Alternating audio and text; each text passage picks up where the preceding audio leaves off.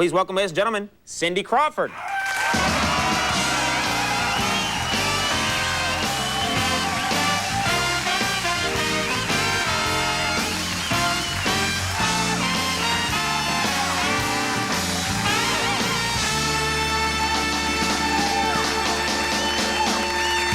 How you doing? Thanks very much for coming. You're welcome. Yeah, I met you once really briefly, I think. We did. Yeah, I was doing something on the Jay Leno show, and you were sitting there, and I tried to pass you a note. That's what you do there. Yeah. You were like, get away, creep. I was not. Yeah, no. But thanks very much for coming on the program. You're very welcome. Nice to have you with us. Now I find out what the wussy wagon is. I'm so excited. Because you've heard the whole modeling community talking about the wussy wagon. It's true. There's been talk. I just wasn't sure what it was, and now Now you know. I think I'll probably have my own personal experience with a wussy wagon. It's going to show up at some point. You just never know on this show. Let's talk, first of all, about the book, Cindy Crawford's Basic Face. Now, do I have this right? If I read this book, and if anyone reads this book, we can look exactly like you. Is that right? Yeah. Because this is what I would like to look You'll like. be 5'9", you'll grow a mole, you'll have brown hair, brown eyes. That's really? It's all this recipe right here. Yeah. Is this, this is tips that everyday people can use, Yeah, right? I mean, I've been lucky because I worked with the best hair and makeup people in the business, so it's tips that I've learned professionally, but that apply toward real life. I said, my sisters are always asking me what to do, and I'm like, read the book now. Now I don't have to answer their questions. You told them, buy the book, pal. No, I actually sent them free copies. Oh, that's nice of you. I have some. Now, this is the question people want to, do you ever have, days where you get up and you've got problems like the rest of us with your face? Like, yeah. I have constant problems with my face. It's just a big, fat Irish face, and there's nothing I can do about it. But do you have problems like everybody else? Yeah, I mean, I get the occasional zit now and then. You get a zit? It's really bad, too. You're kidding. I would think that you were just genetically unable to get a zit. I wish I was genetically unable to get a zit. But the really bad thing is, the specialist I go to in LA, who picks their zits other than me? Does anyone? Well, actually, we've assembled an entire audience of people that pick their zits. That's how these people were chosen today. This is an episode of Rolanda we're doing here. No, I don't do it often, but if I get bored on airplanes, I go in the bathroom. Like if the movie's on and it's bad, I go in the bathroom, and that lighting is hideous in airplane bathrooms. So, well, why am I telling this on the show? I can't believe you're telling this. Well, tell us more, Cindy. Well, I'm glad you have the decency to go into a bathroom. You're not just there in first class shooting people. A guy's like, stop it! I would definitely wipe it off the mirror, too. A society lady comes in, what's going on? Oh! I'm sorry. You get bored. You get bored. No one does it out of boredom. I didn't think people did it out of boredom. They do it out of just necessity. They've got a giant 40-pound zit. Yeah, that becomes necessity. But I try not to do it because it usually makes it a lot worse. So. I would think so, yes, and that's a good message for you kids out there. Yeah, don't try this at home. Yeah, right. Now, I would think it'd be odd, there are celebrities galore in this world, in these United States, but you're one whose image is just reproduced so often worldwide. You're just everywhere, And even, you're just known throughout the world. You have this worldwide recognition. I don't know if this is true, but I heard that Prince William, who's like, what, 12 years old? He's a very mature 14. A very mature 14. He requested an audience with you. He heard that you were in town, and he just said, have the supermodel brought to me. Actually. And you went and met with him. He had me summoned. Yeah, he had you. You were dragged in there. No, you want to know the cool part of the story is that my assistant got a phone call, and it was from Princess Diana, calling herself, saying, my son would like to meet Cindy, and we will come to her. I mean, they weren't at all like, have her brought before us, He was shown a bunch of photos of different ones. That's one. I'll take that one. Mummy. Have her brought. And, yes, and these guys with big fur hats run and grab you. Exactly. I was accosted. What are you doing to me? Right. No, I was smart. I was like, hey, this might be my one chance to get invited to Kensington Palace. So I said, oh, no, I'll come to you. It's fine, no problem. So I went and I met Princess Diana and Prince William and Prince Harry. And they were so nice. I had such a good time.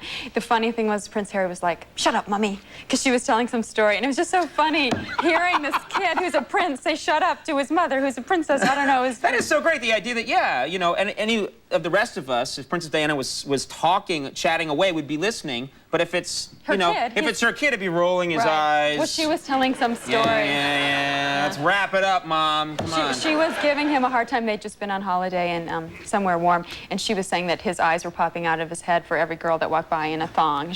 So he got all embarrassed. Like, shut up, Mommy. Shut up. So no, so now, you know, he's 14, so well, he that could one was the 12-year-old, Harry. That was Harry.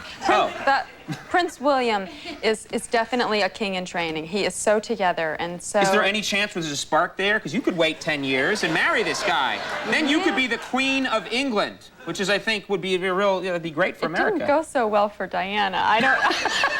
I'm not sure I want that job. You wouldn't recommend it? All right. You know, the world of modeling fascinates me for obvious reasons, but... for these sad reasons. But I was curious if, you know, they always say it's hard work, but does it ever get dangerous? Have you ever been asked to do something? Because sometimes you'll see a modeling shot and it's, you know, someone like you posing with a tiger or something like that. Yeah, and you think, or like well, on the top of the Eiffel Tower. Yeah, or something. yeah. I think the most dangerous thing I ever did was, it wasn't supposed to be dangerous. It sounded very nice. We were shooting at a spa in Bermuda, and it was me in the steam room, and there was supposed to be all this steam and everything. And I kept saying, for some reason, they had to latch the door so that the steam would stay in, so I couldn't open the door myself. Mm-hmm. So I'm inside, and I was like, it's getting a little hot in here. Like, and they wouldn't let me out. And they locked you in a steam room and then just turned it on high? They left the camera on remote. This is not funny. I passed out. You passed out? Yes, and it wasn't, they didn't want the shot.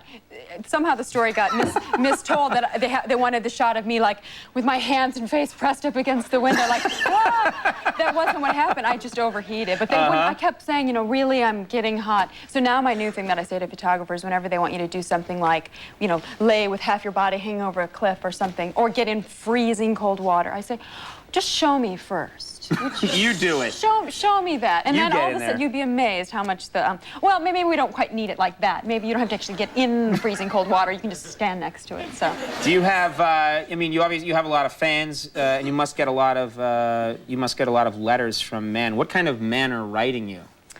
Well, I get, you know, lots of different things. I've gotten my mother's got a videotape of, like, this naked guy, like, basically just explaining why he thought he was the man for me. And I also got...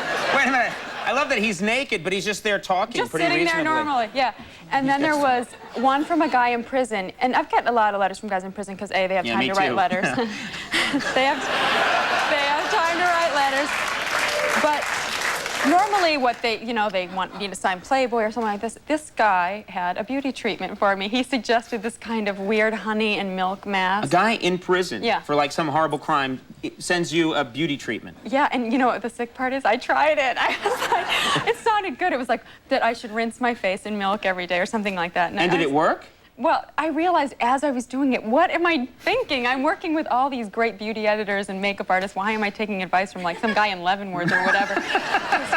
You know, because beauty's important to them, right, yeah. I know. It was just so funny. It was very funny. All right. What about, now, were you one of those people that was, you know, because this has become a bit of a cliche, but very attractive women who become famous for their looks say, you know, I was really gawky when I was a kid, and I always think, yeah, sure you were. You want gawky? I'll show you gawky. But these women always say I went through this really difficult period. You were working, actually, like when you were in high school, weren't you? What, are you going to do one of those weird pictures of me that you did to those people before earlier on the show?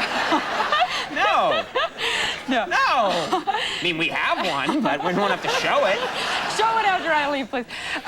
No, I was never like homecoming queen or cheerleader or most beautiful girl or whatever you get voted. But I mean, I did wear like I have some pictures like where I'm wearing really bad outfits. I didn't have a sense of style back then. Like bell bottoms and stuff, like, and a big afro wig. No, and the worst outfit was purple polyester bell bottoms with orange turtles on them.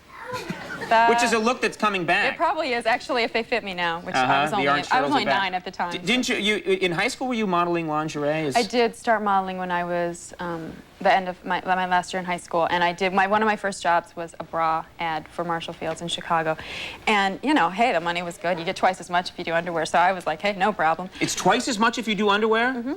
And I've been turning it down. See, you should talk to to your agent about that. They should have told you that. All right. But it ended up, this first job, it's in the Chicago papers. I go to school that day. It is plastered all over my high See, that would be, school. yeah, horrific, I would think. Well, except for then I went, you know, you're 17. What's your only retort? You know how much money I made for that? That was the only original People thing. giving you a hard time about it. So, all right. Anyway, Well, they were mean. They were mean? Yeah. You got your revenge now. I do. You're Cindy Crawford. You're Cindy Crawford, damn it. Cindy Crawford's Basic Face. This is available everywhere. Pretty much. Don't be sad. Yeah, it's Well, real no, it's like successful. everywhere. You can't get it at a gas station. I mean, With every tank of unleaded gas, you're given this book. exactly. It's this or the salad bowl. You have to pick your choice. Or a free refill of coffee. Yeah, there you go. Well, Cindy Crawford, thanks so much for coming by. Thank you very much. Very nice to have you with us. Cindy Crawford, Julia Sweeney, Chris Isaac coming up. Stick around. We'll be right back.